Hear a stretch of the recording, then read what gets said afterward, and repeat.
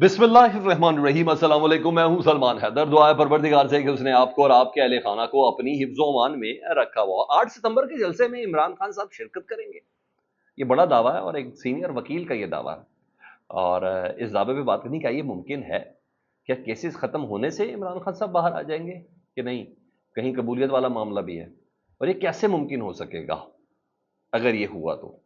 इसको हमने डिस्कस करना है। बुशरा बीबी के बेटे, जी हाँ, वो गिरफ्तार, आखिर क्या वजह है और असल वजह क्या है, क्यों हुआ है? उनके जो वारंट जारी हुए हैं और गिरफ्तार करके पेश करने का हुक्म दिया गया, उसकी कुछ डिटेल्स हैं।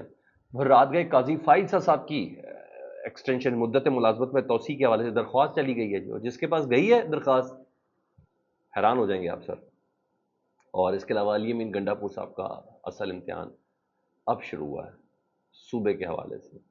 एक के बाद एक चीज़ें अब उनके इम्तिहान में सामने आकर खड़ी हो गई हैं। लेकिन क्या अली अमीन गंडापुर ये तमाम फैसले खुद से कर रहे हैं, या इमरान खान साहब की इसमें पूरी नोडिंग शामिल है? उसकी भी चीज़ें मेरे पास एक्सक्लूसिव है कुछ, जो आपके साथ शेयर करने जा रहा हूँ।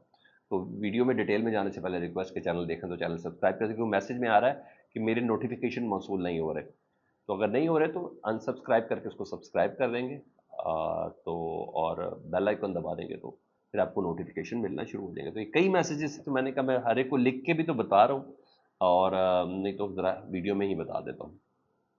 ख्वाजा आसिफ साहब जी पकड़े गए हैं, पाकिस्तान का वजीर दिफा।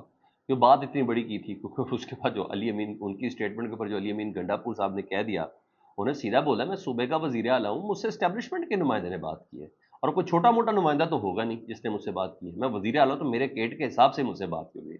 तो मैं अंदाज़ा लगा लूँ तो वजीर आला से उनके केट के मुताबिक कम अज़ कम जो पिशावर के जो कोर कमांडर होंगे उन्होंने बात की होगी, तो कम से कम उन्होंने ही बात की होगी। तो जब वो कह रहे हैं कि एस्टेब्लिशमेंट ने मुझसे बात की, फिर नाम नहीं बताया, बहरहाल ने कहा आप समझ जाएं ये सब चीज़ें हैं, मैं भी वजीर आला हूँ, मेरी भी कोई मजबूरी है। मुझसे किसी ने कहा था 22 अगस्त का जलसा मुलतवी करने के हवाले से, तो मैंने आपको बता दिया कि मेरा ख्याल है कि वो ये है, तो ख्याल जाहिर करने में कोई अच्छी प्रॉब्लम नहीं है, क्योंकि वो ख्वाजा आसिफ साहब गए हैं पकड़े, तो उन्होंने तो ये कहा था कि पाकिस्तान तहरीक इंसाफ ने जलसा मुलतवी करने के लिए खुद दरख्वास्त दी थी।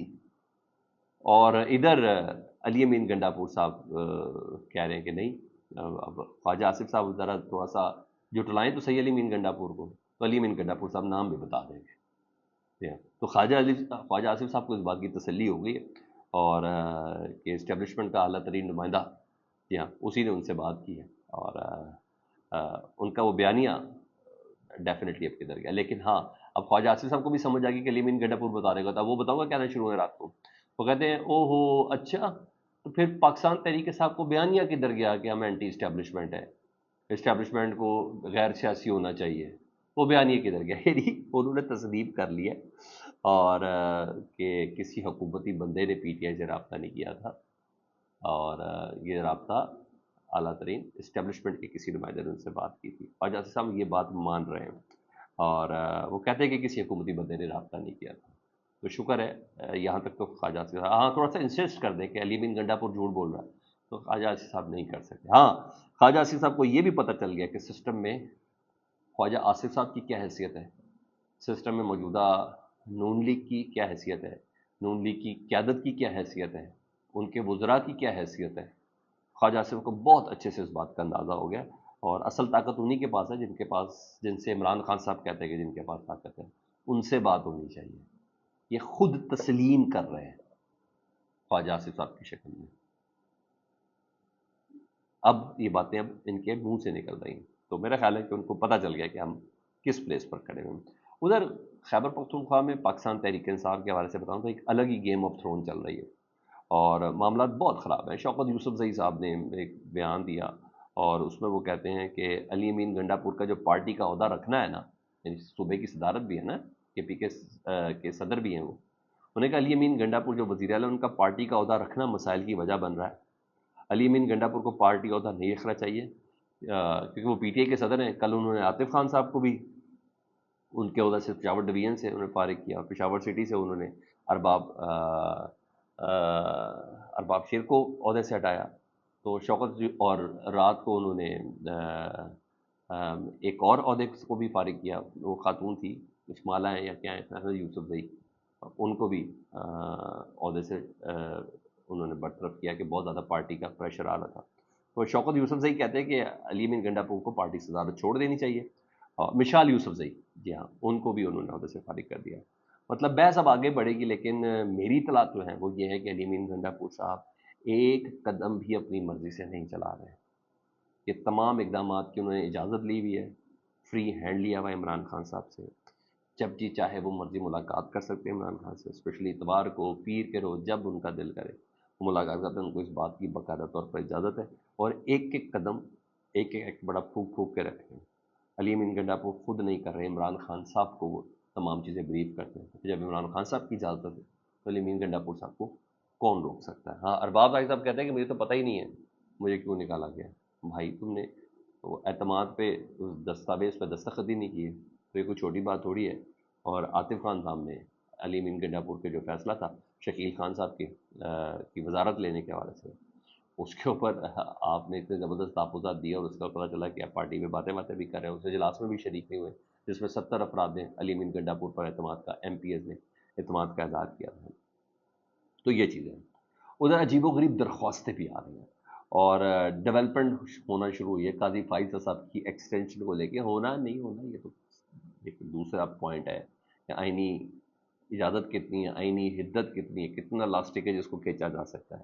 بہرحال ایک درخواست موو ہوئی ہے ایڈوکیٹ شاہ جہان صاحب کی طرف سے. انہوں نے کہا وسیع تر قومی مفاد کے لیے چیف جسٹس قاضی فائز صاحب کو 3 سال کی توسیع دی جائے. اور یہ درخواست کس کو دی ہے؟ سپریم کورٹ میں نہیں، سپریم جوڈیشل کونسل میں نہیں، وزیر اعظم کو نو، یہ اسپیکر قومی اسمبلی کو یہ درخواست دی. ارے بھائی، نہ تو وہ کوئی جج ہے، نہ ہی ان کے پاس اختیار ہے، لیکن درخواست ان کے پاس چلی گئی ہے. اور بہرحال ماحول بنانا شروع کر دیا، اور بحث چھیڑ دی گئی ہے. لائک یہ کہتے ہیں ہزاروں خواہش ایسی کہ ہر خواہش پہ دم نکلے. یہ کریں گے ضرور، لیکن قاضی فائز صاحب کی ایکسٹینشن والا معاملہ نہیں ہو پائے گا. یہ سینیورٹی کے اس کو چھیڑیں گے، یہ ججز کی تعداد کو بڑھا دیں گے، 17 سے 23 کریں گے، لیکن یہ وہ کام نہیں کر سکتے. اور اس وقت ان کے اندر اتنی طاقت نہیں. ادھر وکیل ہیں اظہر صدیق صاحب، سینئر وکیل ہیں، پاکستان تحریک انصاف کے رہنما بھی کہلاتے ہیں، اور عمران خان صاحب کی انہوں نے رہائی کی تاریخ دی ہے. وہ ویسے وہ ہر 2 مہینے بعد تاریخ دیتے ہیں. امیدیں ہمیں بھی کیسز کے حوالے سے تو امید تو ہر ایک کی بنتی ہے. تو پہلے بھی انہوں نے تاریخ دی تھی، مگر اس باری پھر کارکنوں، اور ہر تاریخ پہ کارکن بڑا پر امید ہو جاتا ہے، اس کو ایک آس سی لگ جاتی ہے. اور اب وہ کہتے ہیں 8 ستمبر کا جو جلسہ ہے نا اسلام آباد کا، اس میں عمران خان صاحب شرکت کریں گے. اچھا، کیسز کی نوعیت دیکھ کے تو عمران خان صاحب اس سے پہلے بھی رہا ہو سکتے ہیں، لیکن وہ یہ کہہ رہے ہیں، اور ورکرز کو پھر ایک امید لگ گئی ہے، اور ایک تسلی مل گئی، ایک آس لگ گئی ہے. پہلے حالانکہ 27 اگست کا بھی کہا گیا تھا کہ حالات بالکل بدل جائیں گے، مگر ایسا نہیں ہوا. آج 28 اگست ہے.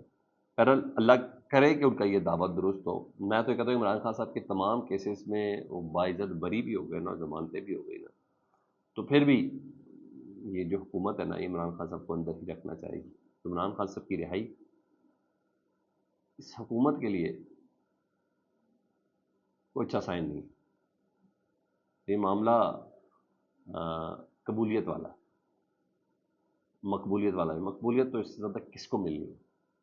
پاکستان کی تاریخ میں اس سے زیادہ مقبولیت کسی کو نہیں ملی. تو یہ چیز ہے، جس کو جس وقت جتنا ریئلائز ہو جائے، جلدی ریئلائز ہو جائے، اتنا سب سے زیادہ مناسب ہے. ادھر ایک اور اہم ڈیولپمنٹ ہوئی، ایک کرپشن کیس تھا نا، جس کو روکا گیا تھا، دبایا گیا تھا، تاکہ عدت میں نکاح والے کیس میں للیکا صاحب، مانیکا صاحب جو ہے، خاور مانیکا صاحب، وہ مدعی بن جائے. وہ کرپشن کیس تھا خاور مانیکا صاحب کے اوپر، ان کے بیٹے موسیٰ مانیکا جس میں نامزد تھے. تو اس میں اینٹی کرپشن کوڈ کے جج نے نا موسیٰ مانیکا کی عدم حاضری پر باقاعدہ ان کے ناقابل ضمانت وارنٹ گرفتاری جاری کر دیے. انہوں نے کہا 10 ستمبر کو خاور مانیکا اور موسیٰ مانیکا کو گرفتار کر کے پیش کیا جائے. اچھا، اہم پیش رفت ہے کہ جو موسیٰ مانیکا ہے نا، وہ اپنے والد نے اپنی والدہ کے کیمپ تھے، اپنی بہنوں کی طرف. پتہ نہیں ان کو اس چیز کی سزا دی جا رہی ہے کس چیز کی. بہرحال ان کے ناقابل ضمانت وارنٹ گرفتاری جاری ہو گئے ہیں. تو سر، کوشش ہے اپنے لحاظ سے ہر ایک کر رہا کہ قسمت کی لکیروں کو اپنی طرف موڑ سکے، لیکن اصل قسمت لکھنے والا پروردگار بیٹھا، اور اس میں بہت سی چیزیں مجھے تو عیاں نظر آ رہی ہیں. فیڈ بیک سے متعلق ضرور آگاہ کیجیے گا. اپنا بہت زیادہ خیال رکھیے. اللہم صلی علی محمد و آل محمد.